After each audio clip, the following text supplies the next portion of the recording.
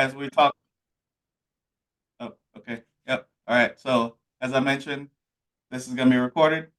So we'll being recorded now. Okay, so we've got our honored guest, Mr. Eric Upchurch. Eric is a Army veteran and a co-founder of Active Duty Passive Income. One of the big reasons we're here today. So thank you for that, Eric. He's the chair for nonprofit for Veterans Community Project. He's also had the opportunity to talk to some great role models, especially for us real estate investors, like Robert Kiyosaki, author of Rich Dad Poor Dad, as many of us know, the Purple Bible, Grant Cardone, 10X Rule, Jocko Willink, and Al Elrod, some very awesome people, especially in the investing in real estate community or mindset. He focuses on multiple areas of or asset class for real estate investing, such as multifamily, storage, and student housing. Without further ado, Eric, I'll turn it over to you. And I'll stop sharing my screen so you can share yours as well. Perfect. What's going on, APDI Nation? How you doing? It's good to see some familiar faces here. And for those of you I don't know, I'd love to get to know you. Thanks for spending time doing this and just being a part of the community. That's why we're here, to make everybody feel comfortable growing together. And we're excited as an organization to make sure you guys have the resources you need while you're CONUS or OCONUS or wherever the heck you are, what you're doing, having resources and just good people around to make sure you can take next steps in life, whatever that may be. So glad to hear that you're all here, and I hope to add some value. I'm sure there'll be some takeaways, and I'm glad this is recorded so you can get access to it and maybe rewind and what was that thing he said real quick or whatever. But I think we will have a Q&A.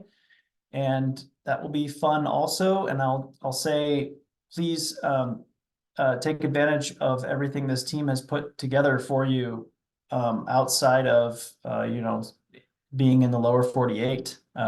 This is a really important thing for the APDI leadership to be able to provide information globally to all of you. So please fill out that survey, help this team out, help them be better, provide more, and give you the resources you need, because there's nothing that should be limiting you from doing what you want to do. Okay. That all said, man, I'm excited to be here, and I'm excited to give you some of this info on what I've learned. And let me see if I can get that going. Everybody see that okay? All right. Yes. Dan gives me a thumbs up. Good to go. All right, I'm gonna go from there. So yeah, I've kind of put together over the years some tips and tricks, and it's just really stuff that I wish somebody told me, and things that I've been very aware of as I've developed into the real estate investor that I am. And I want to encourage everybody on here that you don't have to be the best at everything. The reason we're on calls like this is because you surround yourself by like-minded people who can strengthen your weaknesses. I am a firm believer that you do not have to be the smartest person in the room. In fact, I'm constantly putting myself in a position where I'm the dumbest guy in the room. I think that's where I should be at all times, because that's how you level up. And you have two arms for a reason. We've all heard that. I want anything that I get as I'm being brought up, I want to help people bring them up. And I think that's probably why I'm part of the APDI team as well, because I'm passionate about, whether it was the 27 soldiers that I got to serve as their leader, or the community. I want you to have more information. I want you to be at whatever level of real estate investing you want to be at, and we're going to persevere until you get there. So but this is going to be kind of cool to show you some things that you can implement on a daily basis. Some of them are going to be, some you're going to go, aha, I do that. And then, and you didn't realize that you're already doing that. And so part of this will just be awareness in general. So we're going to talk about why it's important. We're going to kind of define networking a little bit. I'm going to give you some tips on how to build a team. That's really one of the best benefits of networking, is that you can surround yourself by amazing teammates, and no one knows that better than us in the military, on the importance of finding your place on a team. But I'm going to give you some tips there, and I'll elaborate quite a bit on tips and tricks. There's a good slide on some of those things. A lot of what I've gathered is from personal experience, but also reading and, just getting educated on some stuff. You guys ever heard of Chris Voss, Never Split the Difference? Great book. I think I did audiobook first time, and then I was like, I got to actually read this thing because there's so much to digest. But there are things just psychologically that we do in networking that are purposeful, and some are conscious and some are unconscious. And so this will help you kind of, strategize a little bit in order to make the biggest impact. And I'll give you my success formula. All right. So first, what is networking? It's connecting with people with an intention to influence. You really go into a conversation or a phone call or, whatever it is that you're trying to achieve. You really want to connect on a deeper level with the person that you're trying to influence. And that's really what networking is. It's a two-way street, but you can direct it. You can interact with that person with intention and with a purpose, for a purpose, in order to provide value to them. I'm going to show you some tangible ways that you'll do this, but I want you to think of networking, because we say networking so much. It's kind of like overplayed almost.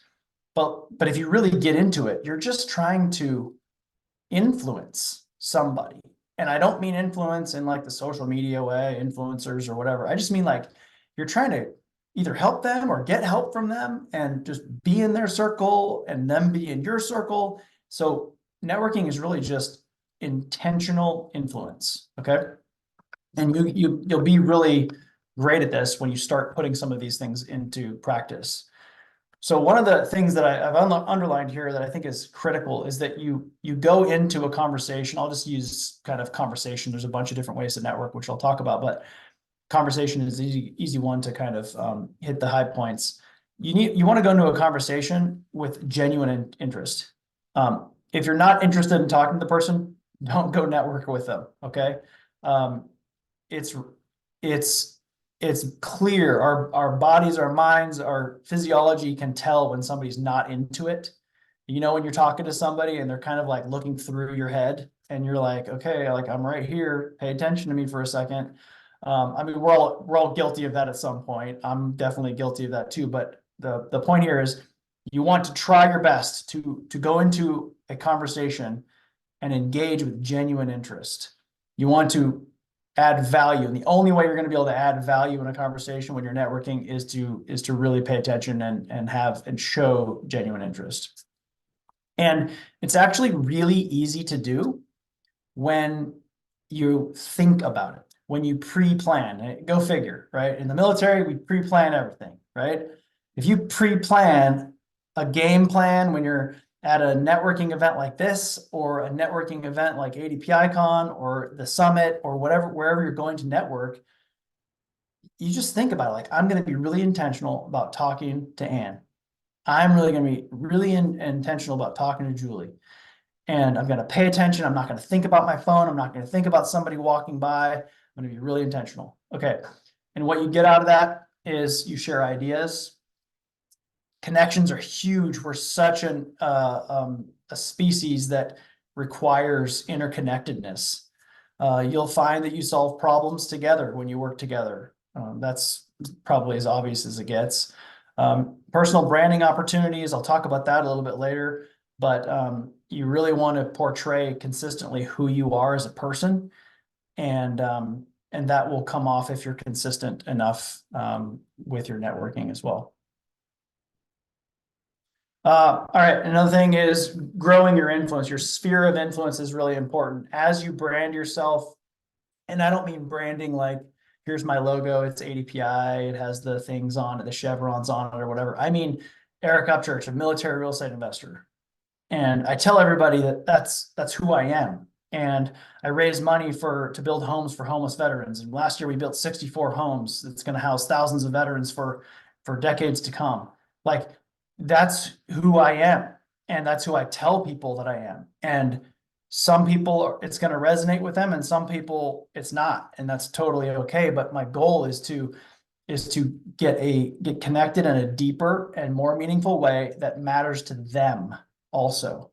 So it is, you can see it's kind of, sometimes it's hit or miss. I'm going to talk about constructive interference here in a minute, but you can't always influence everyone. My mentor, Rod Cleef, has said for years that the person who comes into a conversation with the most confidence is usually the one that influences the other. But I want you to think of it as a mutual conversation where you're trying to pull out their confidence, or you're trying to pull out, like, that'll make sense in a minute, but pull out of them what they know, and then you will become really important to them. Okay, so you can expand your sphere of influence when you find the right people and you have the right conversations that are meaningful. Again, I'm going to give you tangible examples. Cliche time, your network is your net worth. Man, is this true? Like, I don't know how my net worth has gone up the hundreds of times, like 100x or whatever, since I started investing in real estate. And it's just to me, it's a matter of who I've spent my time with.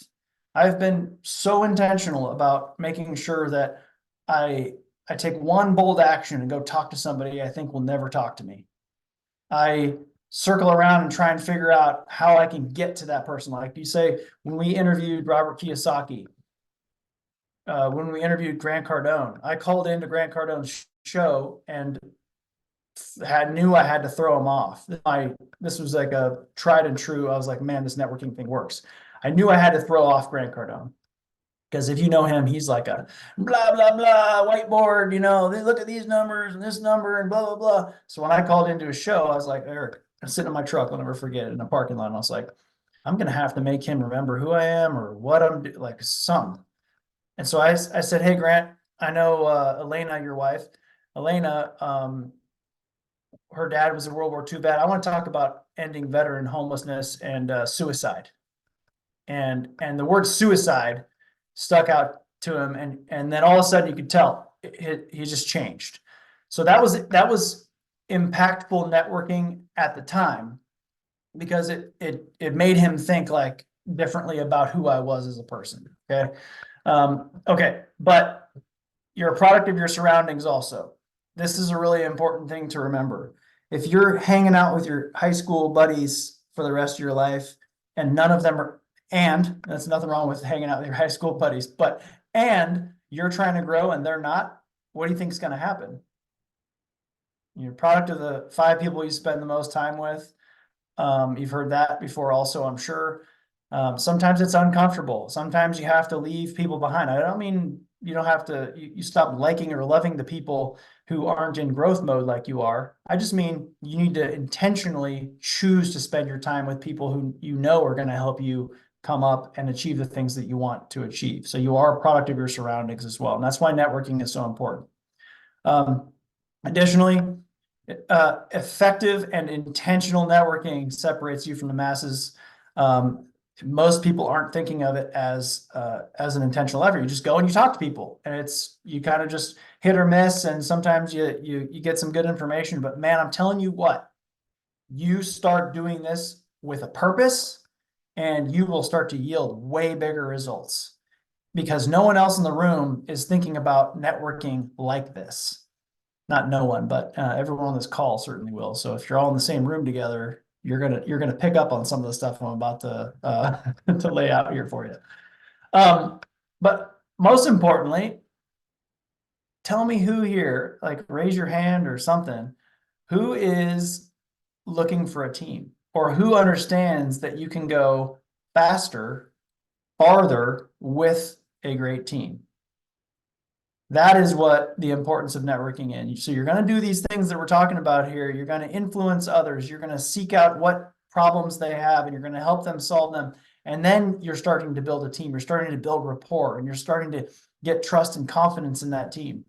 And then those friendships that you made, you're like, you know what? I like you. We should probably go do a deal, Dan. Let's go do something, you know?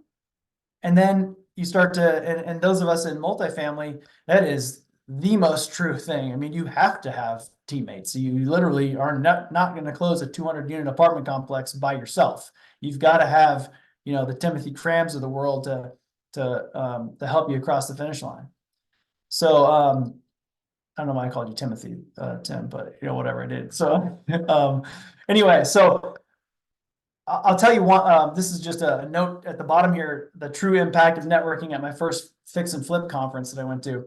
So I was out of the military. I went to this hook, line, and sinker. I'm sure some of you have had this before where you hear something on an ad. I think I was listening to like my local radio before I had, you know, XM or whatever, Sirius.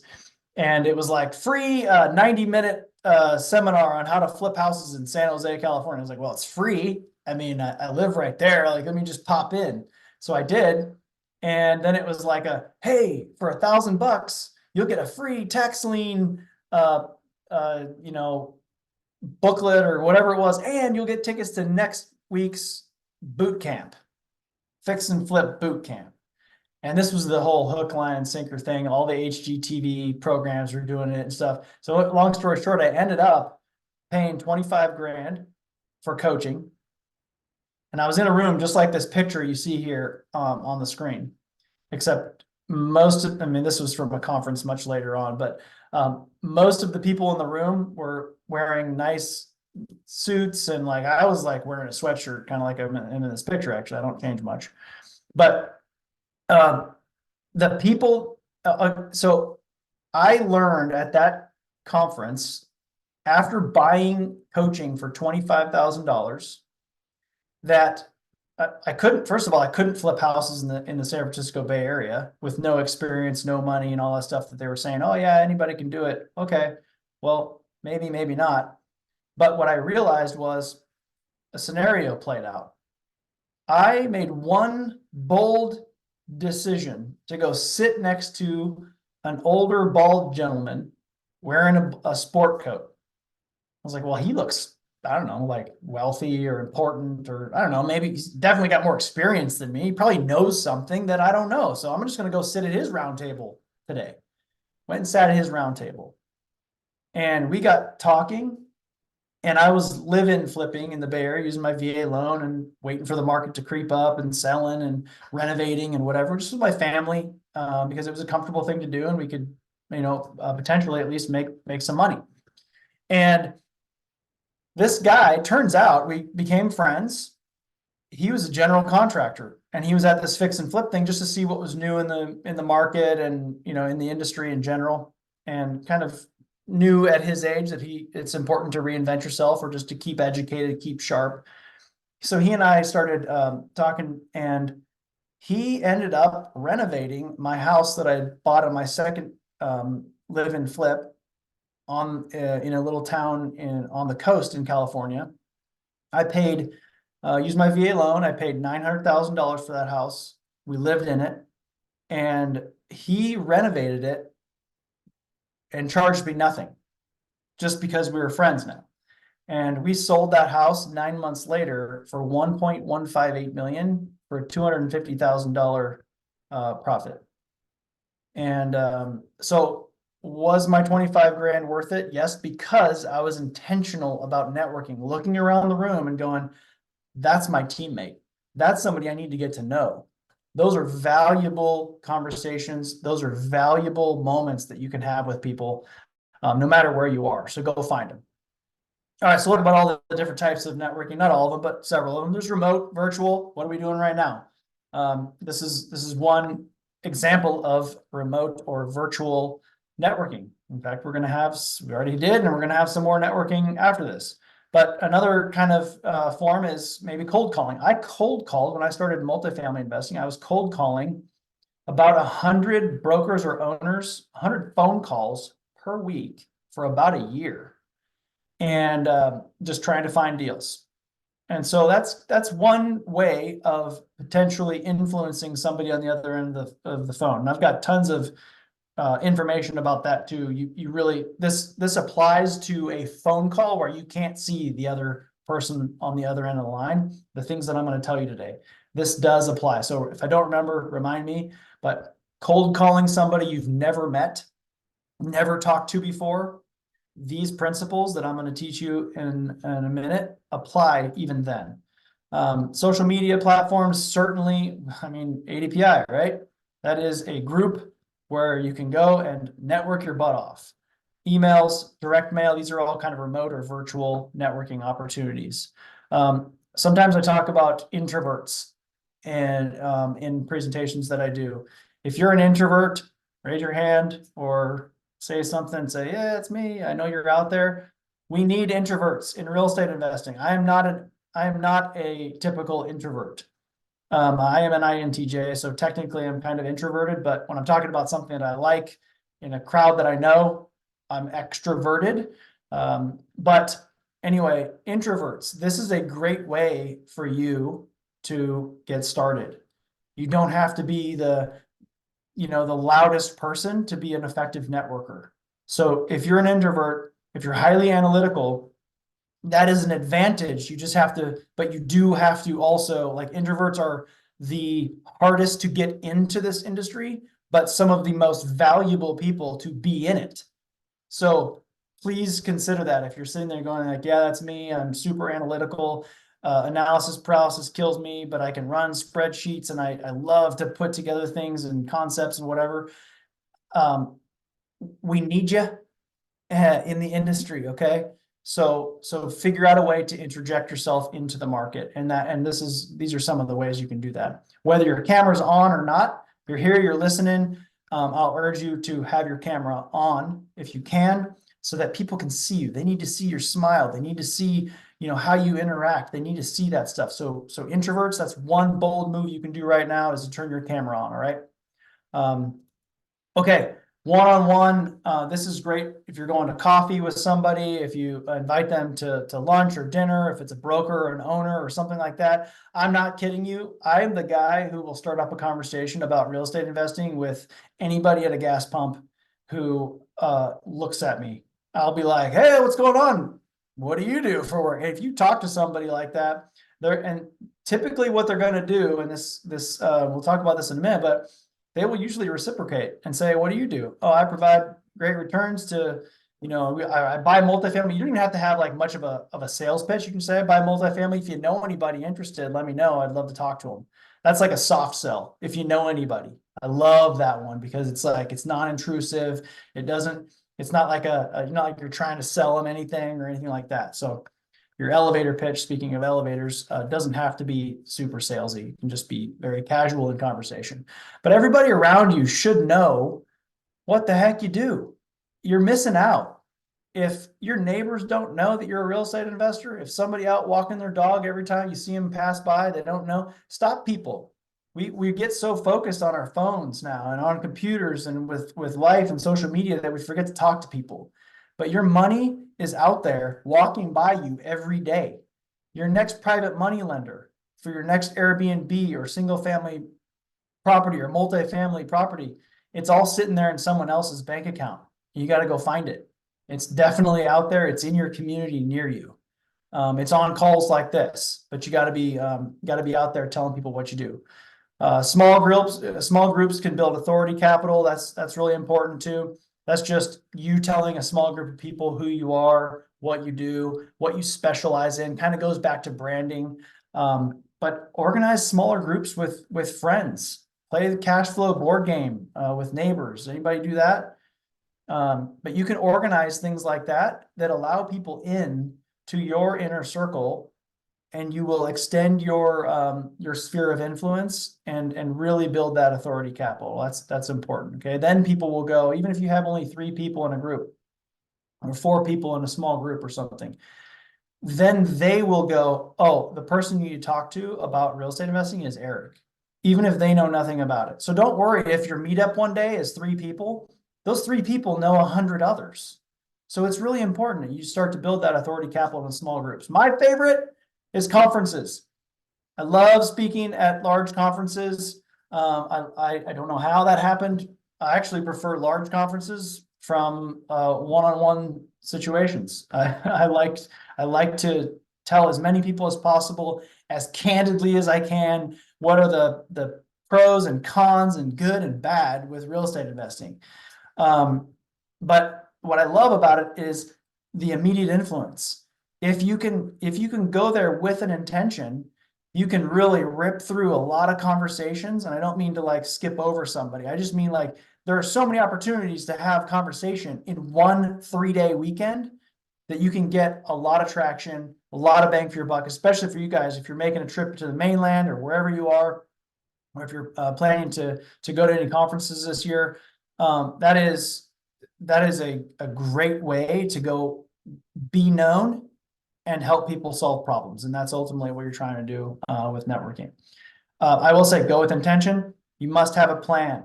If you need an underwriter, that's what you're going for. If you need a guarantor, a loan guarantor, somebody signing on the debt for your deals, if you need deal sourcing, if you need money, capital raising, go telling people that those are the things that you need. And then say, or maybe beforehand, you say, what do you need? How can I help you? If you lead with that, they're usually going to reciprocate, as I said earlier. Okay. Never eat alone. The reason Adam Labar is a teammate on ADPI is because I saw him at a Rodcliffe multifamily conference back in 2018. And I said, hey, you're an Air Force guy. Let's go have lunch. And now we're partners. So never eat alone. Make sure, which would be hard to do at a conference like this because there's so many people, but make sure your time is valuable and you're using it wisely. After conferences like this, I will say, the people who follow up are the ones who have success. Most of the time you get a stack of business cards. I mean, geez, I've posted before, but I've got like 400 of these stacks like this of just business card after. You've got to follow up. And then guess what? Follow up again. You follow up immediately after a conference, just with a, hey, good to talk to you or whatever. Here's my contact info. 1 week, 3 weeks, 3 months, 6 months, and 1 year. Whatever timeline you want, not to be annoying. That's why you put a kind of cadence to it. But you want to see if there's going to be a relationship that forms out of that. The people who follow up are also with people at conferences and networking tend to be the ones who are also going to be following up with brokers and realtors and people who have the deals and owners. And that is a way that people know that you're serious, that you're going to follow up on what you say, and that you're going to be closing deals. Okay, how to build a team. Do you need competence or confidence first? Well, kind of a rhetorical question maybe, but I think first you need confidence because maybe you don't have any confidence yet. You haven't learned anything. Okay. If you're starting there, I mean, that's why ADPI exists. So you can have some competence. You can learn something. You don't have to learn everything. I don't know everything. And I own whatever, 5,000 units as a GP and about 5,000 units as an LP. And I am not the smartest guy. Like, this is what drives me absolutely nuts about this industry is like people think you have to be rich or smart or something to do this. I'm walking proof that you don't. So you just have to have some level. Like if I'm going to go talk to a broker or a realtor, depending on what asset class you're looking at, you want to know the language at least, right? So you can, do Military Real Estate Investing Academy or Military Multifamily Academy or Short-Term Rental Academy, whatever. We got it. Just get educated first. Get into ADPI campus and make sure that you're talking to people and networking there too. Here's a big one. Everybody that I know that is at a higher level than me and where I want to be tells me that they have imposter syndrome. Do you know what that is? It's when you're like, well, how am I? I mean, I kind of just went through it. Like, how would I have any level of success? Why me? How did I deserve that? Look, that is like some biological trait in all of us that we haven't evolved out of yet. Okay. And we're not going to in our lifetimes. Recognize it and move on. That's all I can say. You will have imposter syndrome. You have to recognize that, hey, this is imposter syndrome. I'm freaking out right now. Forget about it and move on. You're going to have it tomorrow too, by the way. So it's okay.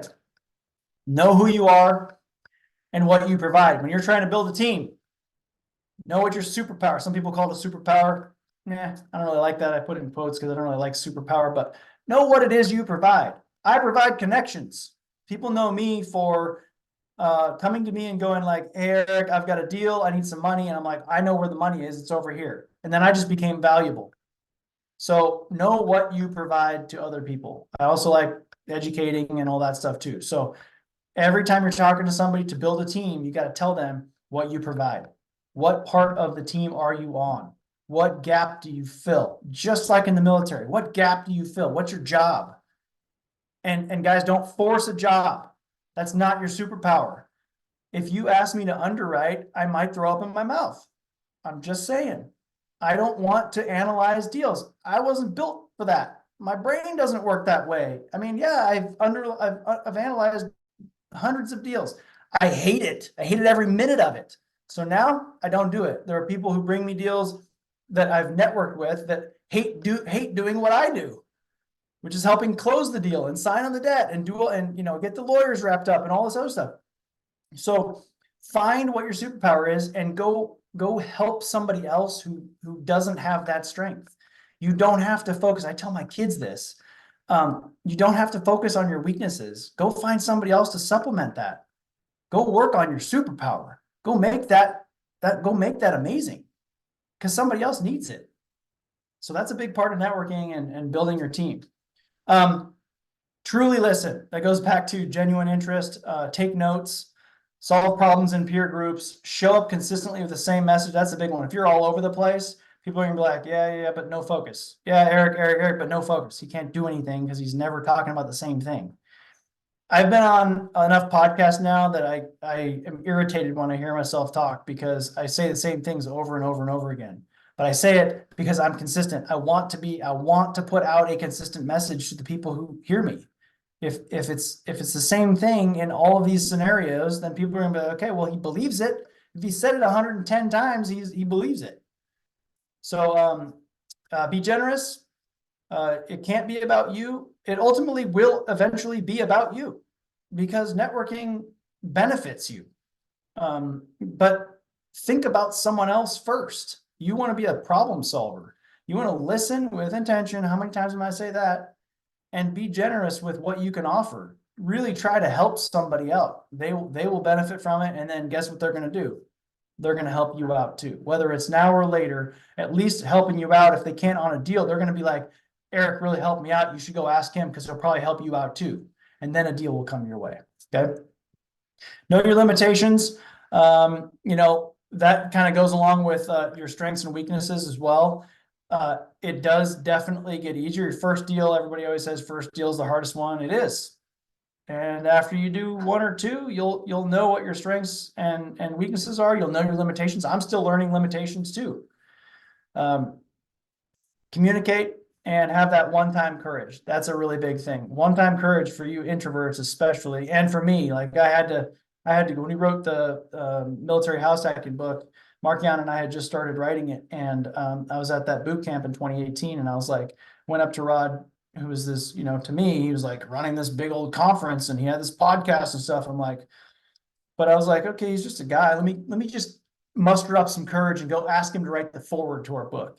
And I did, and he did. So one-time courage for you introverts. For you extroverts, it's not so hard, but you've got to muster it up and go, I'm going to interject myself into that crowd of 4 people that's standing over there in the corner talking because I need to have a conversation too. So go do that one time and see what happens, okay? All right, success tips.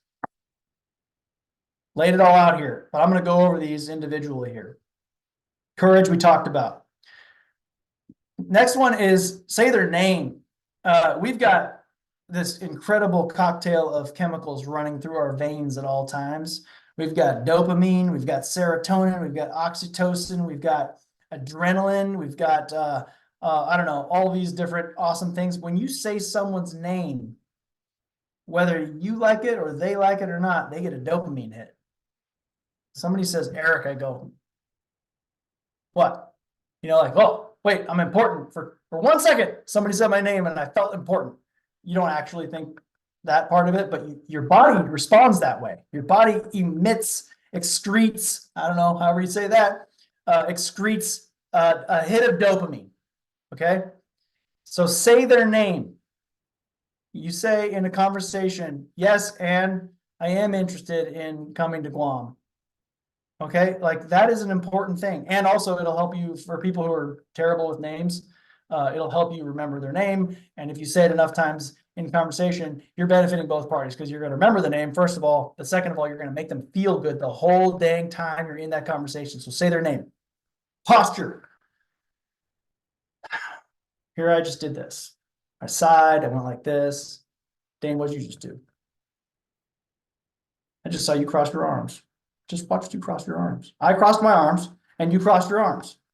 This is the coolest and weirdest thing when you're at a conference. If you stand there and talk to one person one-on-one or 4 people in a circle and you're the one who is influencing, you're talking at the moment, and you go like this, the people in that group are going to find a way to do something very similar to this. They're going to go like this. They're going to go like this. They're going to go like this. Something that is mimicking what you do. So if you're on the other end of it and someone's talking, mimic what they're doing. Why? Because now you're in their circle. You're part of their tribe. They feel comfortable because you're doing the same darn thing. There must be something about this relationship that really works well. Mimic posture. If someone crosses their legs while leaning on a wall, do a subtle little thing where you're just like, for just a minute. And if they change and relax a little bit, go back. You don't have to make it obvious. And by the way, this almost happens naturally anyway, but now you can recognize it and do it a little bit better. Okay. That's a funny one. It's a cool one. But I love explaining that to people because you're going to laugh your butt off next time you're at a conference and you see that happen. It's so funny. And you can look around the crowd. You'll see it happening all over the place. Energy. This is what I'm talking about. Constructive interference, constructive resonance. If you have two frequencies, 2 wavelengths that are exactly the same, when they collide, they amplify, they double. If you have 2 frequencies that are variable, that are different, and they collide, they interfere and are destructive of one another. Okay, so think of static. Same thing when you're putting out energy, your tone, the cadence of your speech can be mirrored to somebody next to you. The level of energy that you're putting off, the vibe, whatever you want to call it, is going to matter in a conversation. If you go up to an introvert and I really need an underwriter right now, I came to this conference because I need an underwriter. I've got to find somebody who's analytical, and I go with this energy, they're going to freak out and duck. They're gone.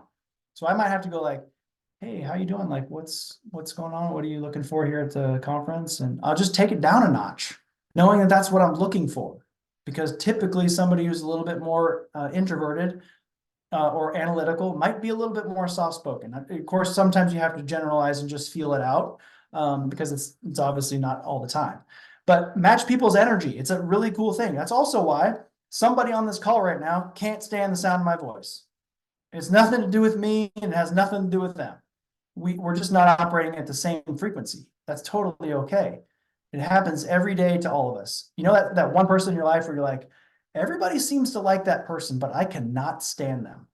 I don't know what it is. It's not your fault and it's not theirs. They're probably an awesome person. Everybody else seems to think so, but for some reason you can't get it out of your head that they're just not somebody you want to deal with. I don't know. It's fine. You just don't have the same energy. Genuine interest, talked about that at length. You really do need to be dialed in and pay attention to the conversation. Small details. When I'm cold calling, I'll talk about this now. I'm glad I remember this part. When I'm cold calling somebody, and somebody on the other, I'm talking to Fred. He's the gatekeeper to who I actually need to talk to in the acquisitions or disposition department of some, hedge fund or something. Fred answers the phone. He's like, "Hey, how's it going?" I'm like, "Hey, Fred," and I asked Fred about his life today. How's it going? Like, what's the weather like? You got anything going on? You sound like a little horse. You just joke around a little bit. You're trying to get influence Fred. Okay. If he tells you about his dog, you ask what the dog's name is. and you write it in your CRM, you write it on a Post-it note, you write it in your Excel spreadsheet, because next time you call that firm, you're going to say, hey, Fred, how's your dog? And you're going to say the dog's name, and you're going to say Fred. So small details matter when you're networking. Pay attention to the small details. And that actually kind of ties in perfectly with the next bullet point, associate familiarity. If you tell me, if Fred says, yeah, I've got this dog and I rescued it from the Houston animal shelter, you can say, oh my gosh, I heard, I actually went to the Houston animal shelter a couple years ago, and I thought it was amazing. I'm just making up a scenario here, guys, but like, or you say, oh yeah, I'm originally from Alabama, but I live in California now, and you know, my wife's from Iowa, and so, oh cool, yeah, my dad's from Iowa. That's association. Now, guess what? You're part of their tribe. You're now in their network. You're being more familiar. And whenever you do all of these things to be like more in their inner circle, they're going to open up to you. They're going to be more vulnerable, and you're going to be able to influence them in a positive way more effectively. Focus on them. You guys know what you've heard Ford, which is how to hold a conversation, really. Ford is when you're talking to somebody, this is just how you can not lose track of what you're trying to do. Talk about their family, F, their occupation, O, recreation, R, and dreams, D. So keep track of Ford. Did I ask him about his family yet? Okay. And then when he says something about his family, by the way, dig in 7 layers. Ask 7 questions about the F, about his family, because he's excited as heck. Somebody's asking me about my mother-in-law. Holy cow, that's crazy. Ask him more, and then he says something until you can tell that it's time to transition into something else. Usually that occurs when they ask you a question in return, and then you can transition it on, and it's a back and forth. Occupation, same thing. How's your job? What do you do? Blah, blah, blah. That's usually when you can go, oh, I'm a real estate investor. But again, when it reciprocates. So keep Ford in your head. If you really want to hold a well-rounded conversation, that's a great acronym to remember so that you can carry on a conversation and get the influence you need out of it. Look for problems. We are human beings who love to talk about things that are wrong. We're built that way. That's why we go to racetracks. We want to see a wreck. It's excitement. It's exhilarating. It's whatever it is. Same thing in conversation. We're looking for wrecks. If you ask me, like, if somebody says, oh, how's it going? I'm like, I'm trying to figure out, like, well, I don't know. It's a little cold today. Like, you hear it every day. You'll hear this. Oh, it's a little cold, or I don't know, I'm kind of tired. Usually people tell you their problems right off the bat. And if they don't, you can certainly get to it. And it doesn't have to be about the weather or ailments or something like that. It can be what their real estate problems are. That's what you really want to know. Figure out what their real estate problems are. Third-party connection, that just means leave them someone that you can connect them to. If somebody says, I have a problem, I can't raise money, or I need a hard money loan for this deal, in your head, because you just talked to 15 other people, you know a hard money loan guy now. And you're going to say, you know what, I just met somebody, let me go introduce you. Or I've got his phone number, I'm going to text it to you right now. And then you text it to him right now. Okay, so look for a way to provide a third-party connection to solve one of their problems. Resources. If you talk about a book, you talk about a podcast, you talk about a meetup, you talk about some resource, give it to them. Don't tell them to go research it. Give it to them right then. So have important resources that you think you can provide, whether they're education or entertainment or whatever it is that you usually talk about. Have that on your notes app or something, or just be quick to Google it and be like, you know what, don't leave anywhere. I'm going to give you this resource right now. That's super valuable because you're not asking somebody to go do research on their own. Contact info, take notes. You don't want to leave a conversation unless you get all of that stuff wrapped up. And follow up. I already mentioned following up. You got to follow up. That is the way you're going to network like a pro. Success formula. This is big, you guys. Learn all you can. Network your butt off. Add value to other people always and first. And take action. If you do those 4 things with the intention to be 1% better daily, success will hunt you down. Success literally will find you if you just keep repeating those things on a daily basis. Okay? 1%. That's all I'm asking. Just be 1% better every single day. Cool? That's me and Adam.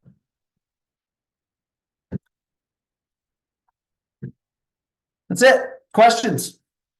We got time for a couple questions, and then you guys can cut me off whenever you want.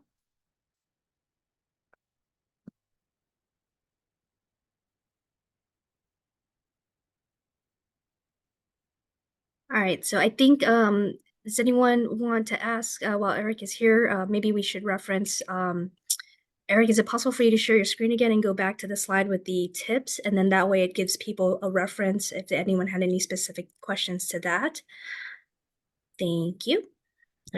All right, so yeah, I think we'll go ahead and spend a couple minutes to open it up if anyone had any specific questions, because what's going to happen next is we're gonna, when we did the networking in the beginning, it wasn't it was really just an icebreaker, right? It was just introductions.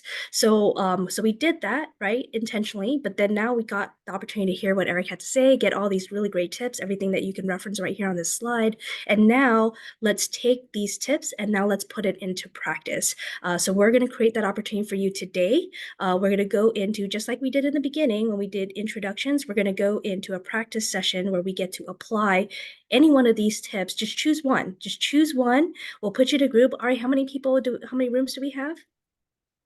Yeah, right now we have 5 rooms. Okay, 5 rooms with how many people?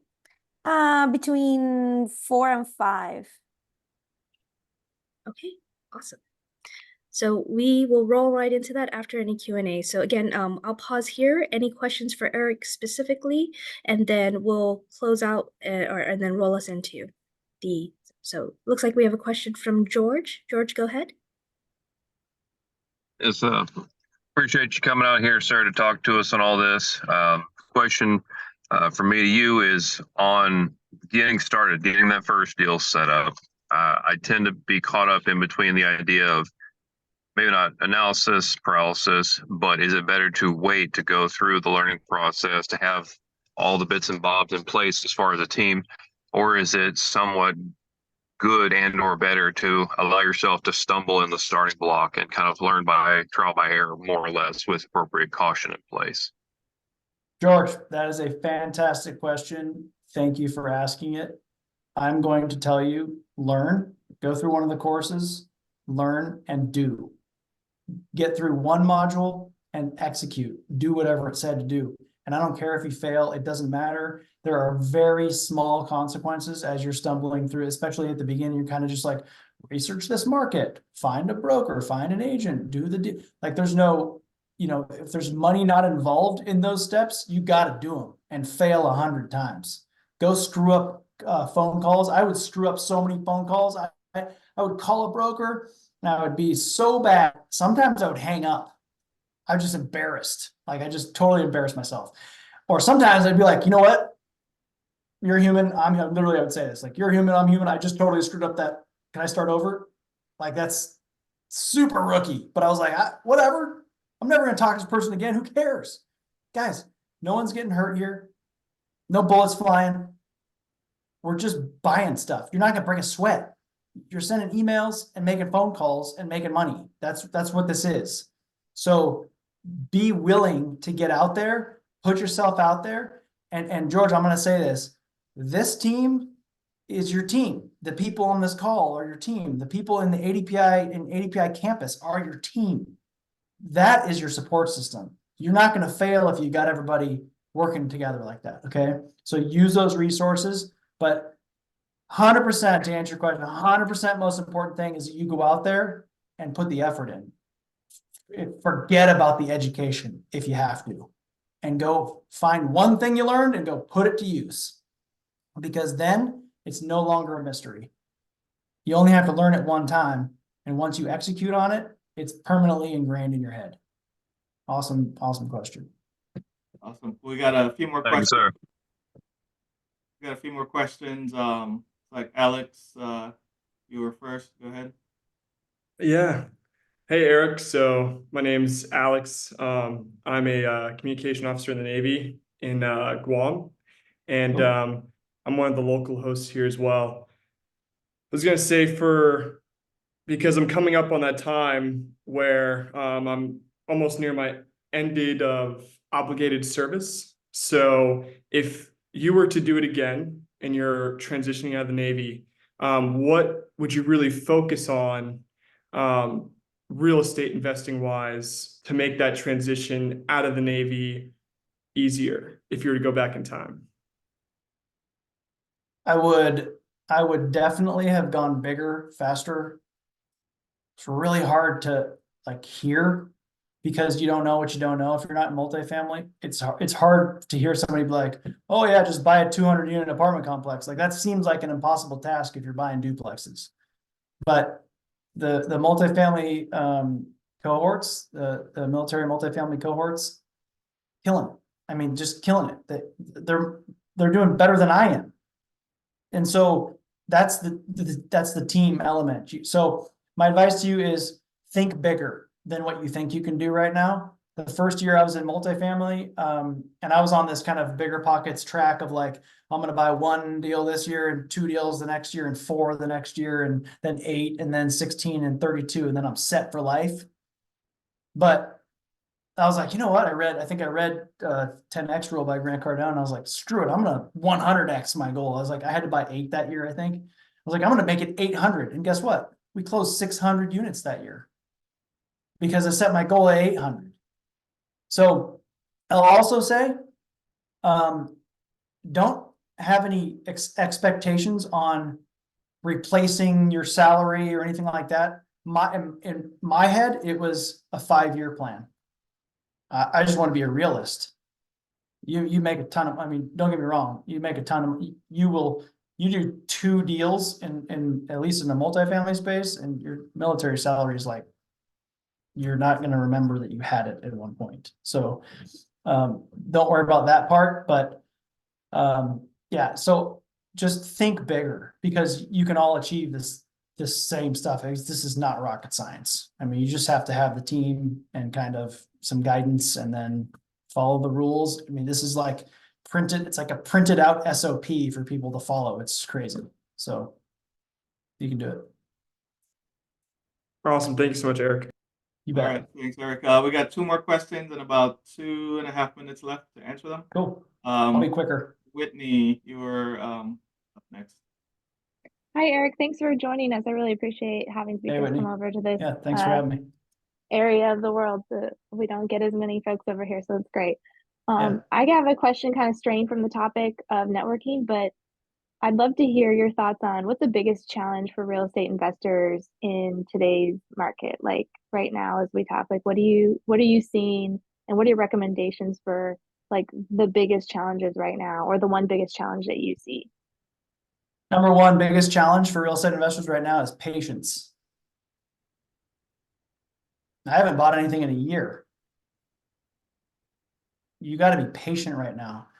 And I say that because, I mean, I could have said finding deals is challenging, but I don't really, that's kind of too bland. You can find deals. We're submitting an offer on 147 units this week and 66 units earlier last week. And so like deals are out there, but you got to be patient. And if they don't like your offer, whether it's single family, multifamily, or whatever, if they don't like your offer, you underwrote the deal so that it makes sense to cash flow.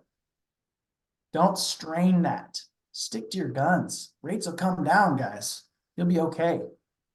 But also keep looking because you'll find a diamond in the rough. And when you can buy right now, prices might be a little bit lower than they will when rates come down. Rates come down, you can refi and you can make some really good money when you refi to a lower rate. But big but there. Don't stress your underwriting, okay? It needs to cash flow. So be patient, keep looking for deals. Things are going to be great in a couple of years. Awesome. Thanks for that, Eric. I appreciate it. All right, awesome. We've got John with a question and also Roger. Roger, we don't have time, but if you want to put your question in the chat, and then John, go ahead and ask your question. Yeah, mine's actually just 2 statements. One's to George Howell, about taking a chance and you know before you know anything. The deal my team and I are currently working on was me learning to cold call. I was just practicing, stumbled across something, and it looked like it might turn into something. So take a chance. The other thing, Eric, I really appreciate what you're doing here. Something that you had said that someone's not going to like the sound of your voice. I made a T-shirt that said "I'm your cilantro," because people love cilantro or they don't love Right. cilantro Yeah. for whatever reason. That's So yeah, fantastic. just remember that you're not gonna be everyone's cup of tea. Or Well, I like use your cilantro. voice, John. Yeah. Thank you. Awesome.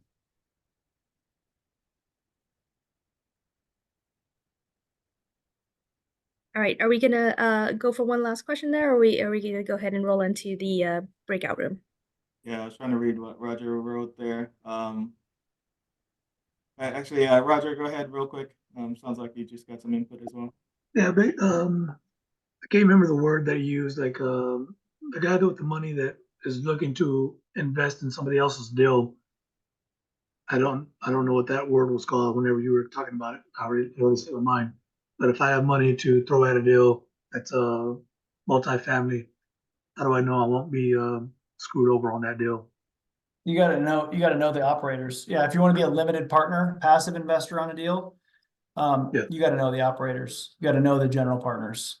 And you don't have to like know them personally ahead of time, but you need to get to know them. You need to look at their track record. You need to look at their website, look at their, like if you go to my personal website, ericupchurch.com, you'll see my portfolio. You'll see the returns that I provided to my investors. You need to do the same thing with those people. So heavily vet them before you get into a deal with them.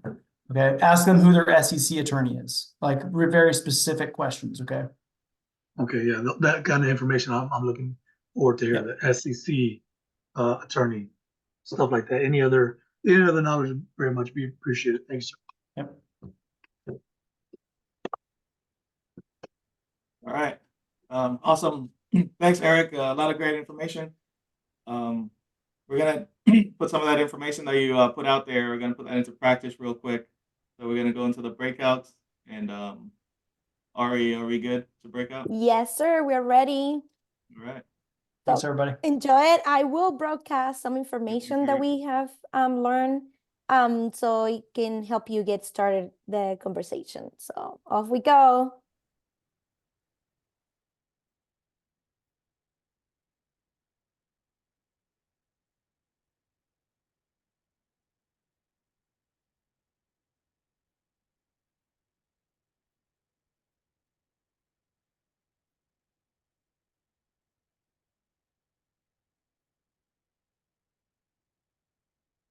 Do you want me to pull Eric? Yeah, you can pull him into the main room, I think. No, I'm wondering which one he's under. Which way? The big I one? got that his name. Should say Eric.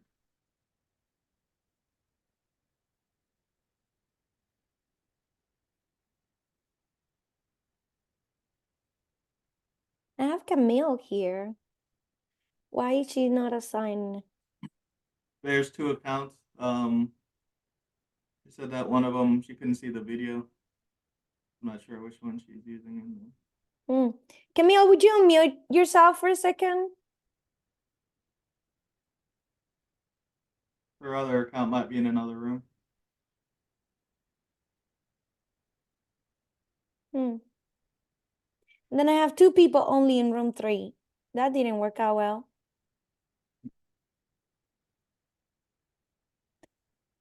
And Eric, are you here still? Which way I have here? All right. Cool. All right. Thanks. All right. Yep. Welcome back, everybody. Hopefully, you got to put that practice, the info that you learned to practice, and then continue doing this after this event, because this is what's going to get you to your goals.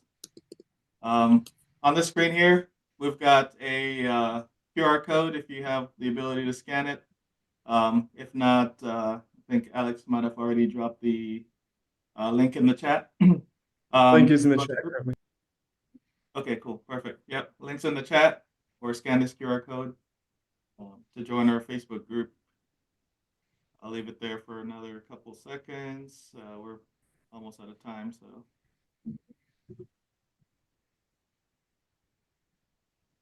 Lawrence, I sent you a message. All right. So we've got some future events for you guys. So if you like today's, and definitely enjoy the program that we have for you. We have in May coming up is how to be your own banker. We'll talk about using life insurance policies. We'll have a guest speaker for that one as well. So May 18th, Japan, 0830. So the same time, whatever time zone you're in, as we did today, that'll be the same as that. So put that on your calendar and be ready for that. It's every other month. So next will be July and then October after that. All right, I get the privilege of sharing with you guys a conference opportunity. So I think you heard from Eric that his absolute personal favorite is conferences. I have to say it's mine as well. I'll share with you the group itself. So Team Asia Pacific, we've started this virtual series platform over 2 years ago. So think about, I mean, this event is our 10th event, and so basically in the course of 2 years doing 10 events, we've attracted hundreds of people. I think we're probably more like at 700-800 now of an online community. And one of the things that what you see in front of you right now is how do we take that online community that we've cultivated in the course of 2 years and bring us together in a space and place where we can gather in person. And so I'm proud to share that we are making this a reality. It is happening next month, April 26th to 27th on Guam over at the Dusit Beach Resort. And we're calling it the Asia Pacific Real Estate Investing Summit. I will share with you some of the topics are going to be the BRRRR method. So we have Erica coming out from Hawaii to talk about the BRRRR method. We have Cindy coming out from Hawaii to talk about how to find off-market deals. We're going to be talking about technology, 3D concrete printing, what is happening in that space and how it's being applied to disrupt both the construction and the real estate industries.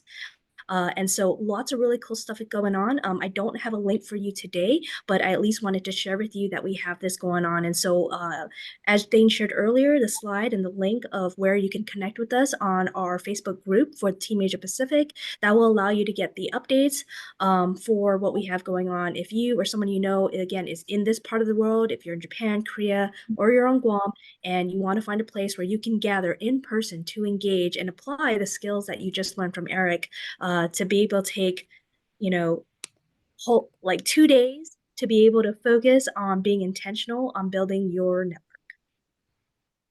So if you have any other questions on that, feel free to message me directly.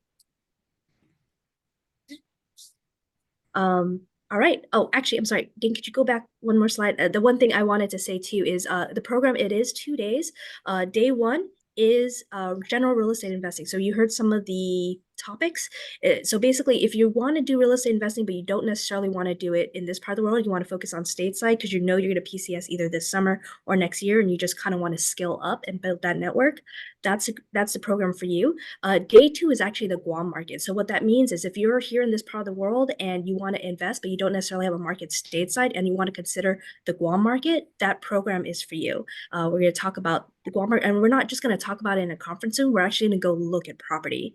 So if you're someone who needs to see it, feel it, touch it, that's part of the program. And all of this is an entire program, meaning it's networking, it's education, it's food, transportation, and cultural experience and beach activity. So all of that's going to be included in the entire program. Again, lots more details to share. I'll continue those conversations though on our Facebook group. So, all right, thank you. All right. If you liked what you had today, it takes an incredible amount of effort as a team to pull this together. And so as you can tell, it is truly a team sport. And the people that you see here on this slide is what makes it possible. It truly is a collaboration. I do want to bring your attention to the areas that have a circle, because the red circle, because that means those are areas of opportunity. If you or someone you know are stationed in those areas and would like to learn about what it would mean to be a part of Team Asia Pacific and be a part of this virtual series. So if you have questions, everyone you see with a virtual background, please reach out to them if you have an interest or you want to just learn more.